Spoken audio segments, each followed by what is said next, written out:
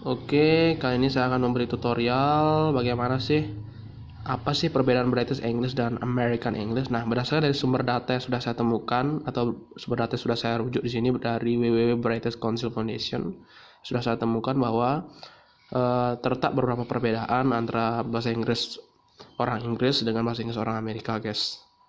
Jadi itu berawal dari sejarah. Nah, sebelum sejarah, jadi sedikit mengulas ya. Jadi kalau kita belajar bahasa Inggris itu yang terutama bagi aliran yang British, tentu dia pasti mengarah pada Prancis. Jadi ada kaitan antara bahasa Inggris dengan bahasa Prancis. Jadi dasar bahasa Inggris dari Prancis. Jika Anda berminat dan tertarik yang ingin belajar bahasa Prancis, ya sebaiknya kuasai dulu bahasa Inggris, karena memang ada beberapa kata-kata atau kalimatnya mirip dari bahasa Prancis ini di bahasa Inggris kayak gitu loh. Ada dasarnya seperti itu. Ada mirip-mirip kemiripan. Nah, kalau American itulah bahasa yang kita sering gunakan di Indonesia, American English. Jadi kita lebih menggunakan atau sering menggunakan di pembelajaran itu lebih ke American English. Logat orang Indonesia lebih pada ke American English. Nah, ini perbedaannya ada di, bisa kita lihat ya, kita eksekusi. Nah, perbedaan dari segi ejaan.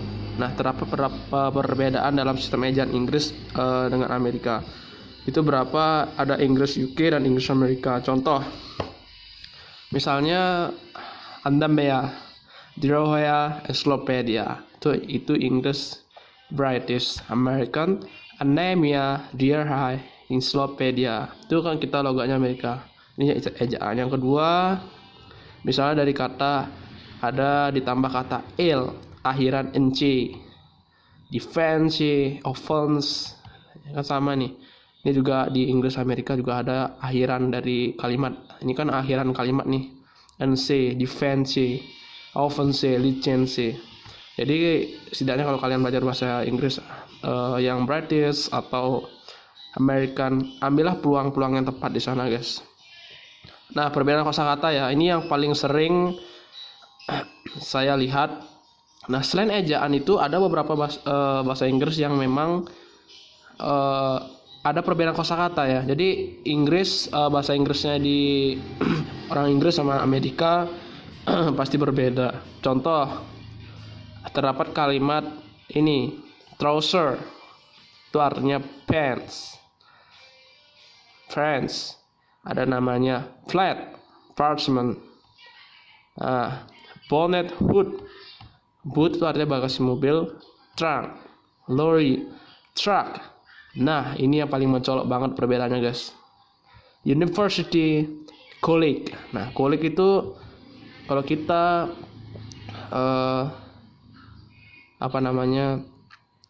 Inggris Amerikanya itu, American Englishnya itu kita sering dengar kalau bahasa Inggrisnya universitas kan pasti college ya. Itu kan udah lazim kita dengar di telinga kita.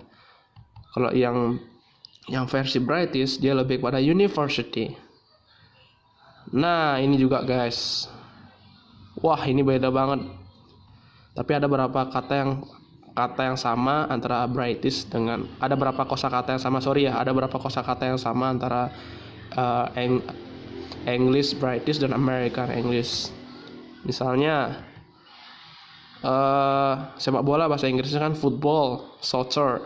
Tapi football kalau bahasa Inggris sepak bola di versi ini kan British dia adalah football.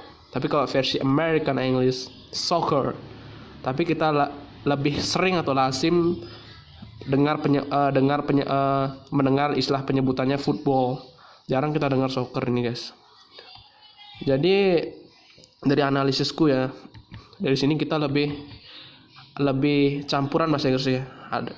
Tak kala dalam situasi kondisi tertentu kita pernah pakai British dan juga ada juga American English. Tapi itu juga disesuaikan dengan minat dan ketertarikan kalian aja ya untuk belajar bahasa Inggris ini. Jadi nggak ada salahnya kita mempelajari dua aliran ini, karena pada dasarnya kan dua aliran ini kan sama-sama menggunakan bahasa Inggris. Jadi seperti itu. Ada misalnya